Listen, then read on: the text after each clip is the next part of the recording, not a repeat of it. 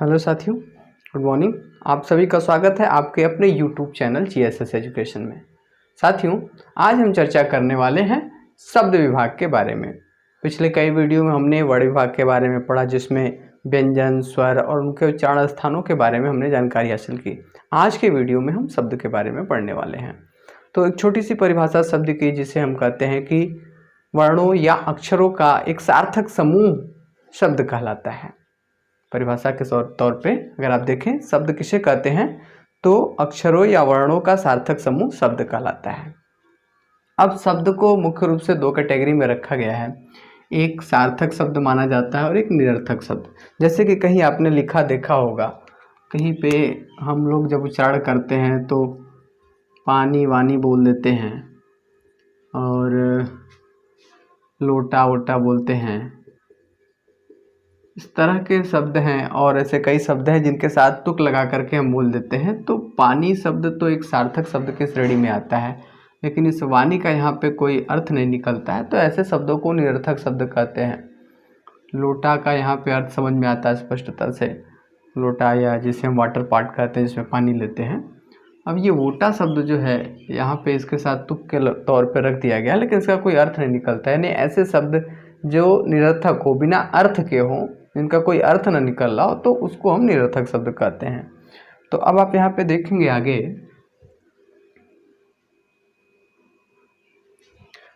शब्द को दो श्रेणियों में रखा गया, एक सार्थक शब्द और एक निरर्थक शब्द।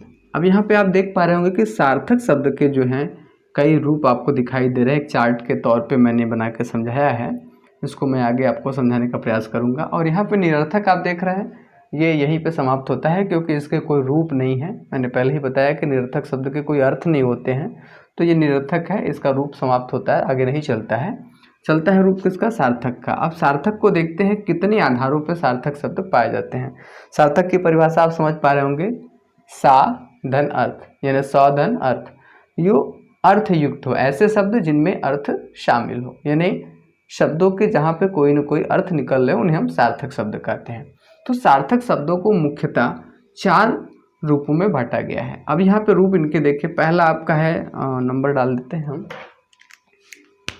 एक अगर देखें तो बनावट के आधार पे, दो देखें तो अर्थ के आधार पे, तीन उत्पत्ति के आधार पे और चौथा विकार के आधार पे। यानी सार्थक शब्दों को चार रूपों में बांटा गया: बनावट के आधार पर, अर्थ के आधार पे, उत्पत्ति के आधार पे, विकार के आधार पे। अब इन रूपों को हम अलग अलग समझने का प्रयास करते हैं। बनावट के आधार पे क्या है? बनावट के आधार पे शब्दों को तीन श्रेणियों में बांटा गया है। एक श्रेणी है रूढ़ शब्द, दूसरा यौगिक शब्द और तीसरा योग रूढ़। अब ये शब्द क्या हैं, कैसे हैं, अभी हम पहले इस चार्ट को समझ लेते हैं, उसके बाद सारी चीज़ों को मैं एक एक करके आपको समझाने का प्रयास करूँगा। तो आपने देखा बनावट के आधार पे शब्द तीन श्रेणियों में, पहला रूढ़ शब्द, यौगिक शब्द और योग रूढ़ शब्द। अर्थ के आधार पे आप देख पा रहे होंगे यहाँ पे वाचक शब्द, लाक्षणिक शब्द, व्यंजना शब्द, यह है आपके तीन अर्थ के आधार पे। अब उत्पत्ति के आधार पे आप देखेंगे तो उत्पत्ति के आधार पे यहाँ पे चार शब्द दिखाई दे रहे हैं। एक तत्सम शब्द है, दूसरा तद्भव, तीसरा देशज और चौथा विदेशज।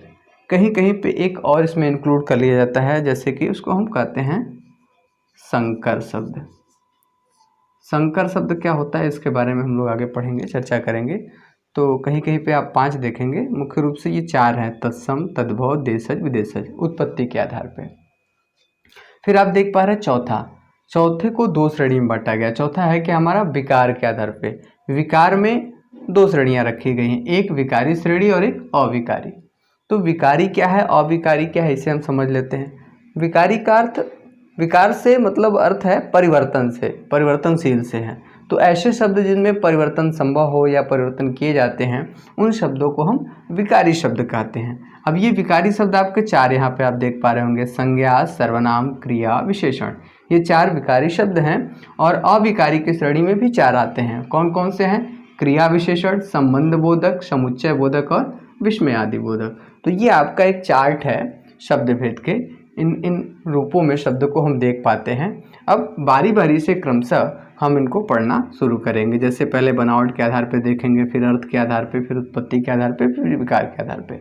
सारे शब्दों को क्रमशः करके एक एक करके परिभाषा और उदाहरण सहित हम समझने का प्रयास करेंगे। आप सभी लोग वीडियो को पॉज करके इस चार्ट को नोट कर लें। एक छोटे से चार्ट में पूरे शब्द का विवरण है यहाँ पे आपके सामने, तो इसे आप नोट करें, फिर हम आपको आगे एक एक करके समझाने का प्रयास करते हैं।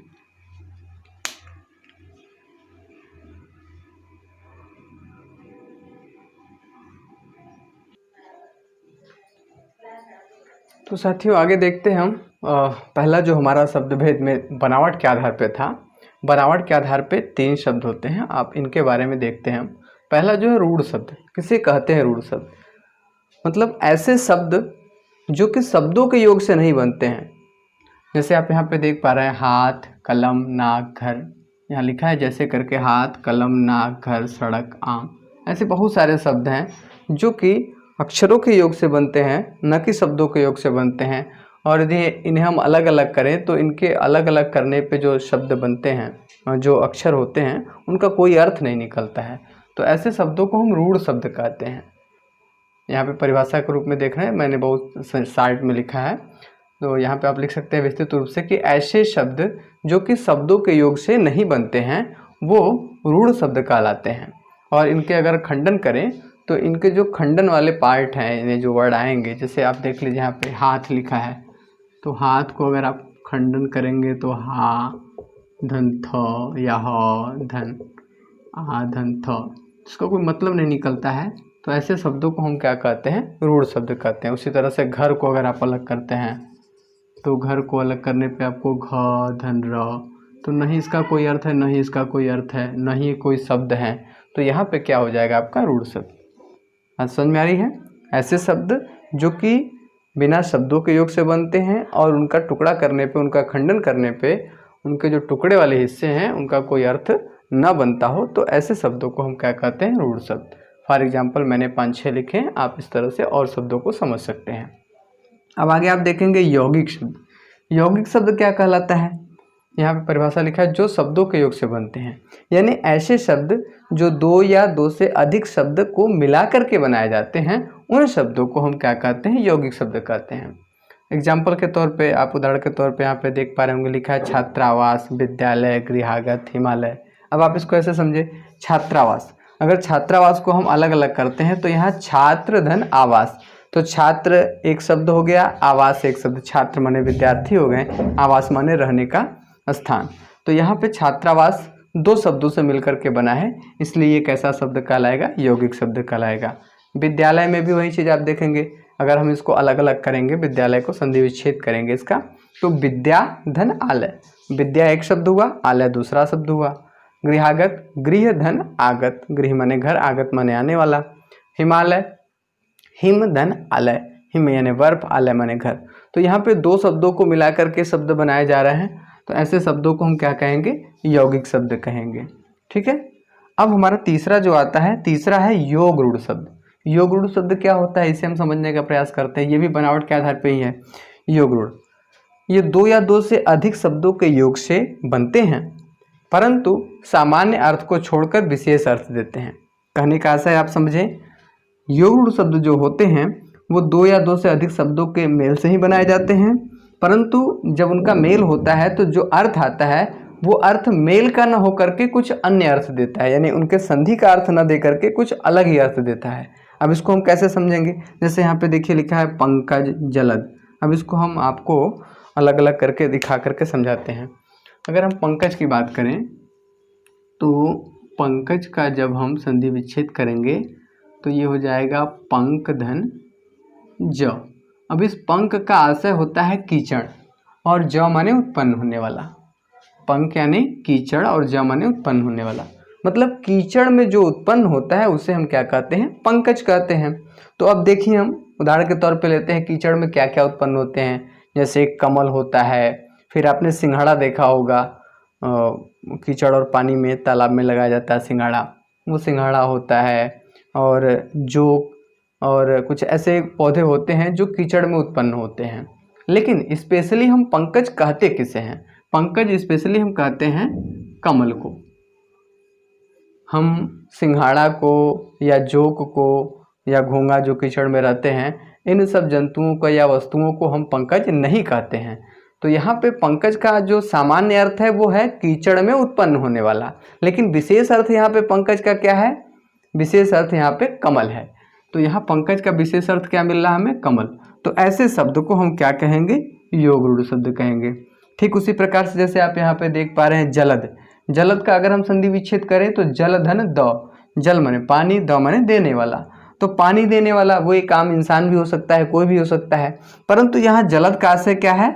यहाँ जलद का आशय क्या है? बादल। तो अब आप इस परिभाषा को स्पष्ट तौर पे समझ सकते हैं कि सामान्य अर्थ को छोड़कर, यानी जलद का सामान्य अर्थ क्या हुआ? पानी देने वाला। सामान्य अर्थ को छोड़कर विशेष अर्थ देता है। विशेष अर्थ यहाँ क्या है जलद का? बादल। तब हम यहाँ पे क्या समझेंगे कि इस शब्द को क्या कहा जाएगा? योग रूढ़ शब्द कहा जाएगा। इसी तरह से और भी बहुत सारे शब्द होंगे जो योग रूढ़ की श्रेणी में आएंगे।